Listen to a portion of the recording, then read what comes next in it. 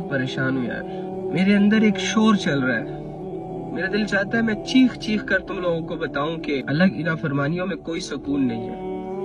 میں جب نماز میں کھڑا ہوتا ہوں اللہ کے سامنے تو میرے سامنے میرے تمام دوست آتے ہیں جو ناچ رہے ہیں گا رہے ہیں. میرے سامنے امت کے حالات آتے ہیں کہ امت اللہ رب العزت کو اگنور کر کے شیطان کی غلامی اختیار کر کے خوش ہے، اپنے آپ کو کامیاب سمجھ رہی ہے. میرا دل بہت زیادہ خفا ہوتا ہے جب کوئی ایسا نوجوان اٹھ کر جوانی کے جوش میں نبی صلی اللہ علیہ وآلہ وسلم کی سنتوں اور اللہ رب العزت کے حکموں کے جنازے نکالتا ہے کہ جس نبی نے اس جوان کی حیا کے لیے، ایمان کی حفاظت کے لیے اللہ رب العزت سے دعائیں کی تھی.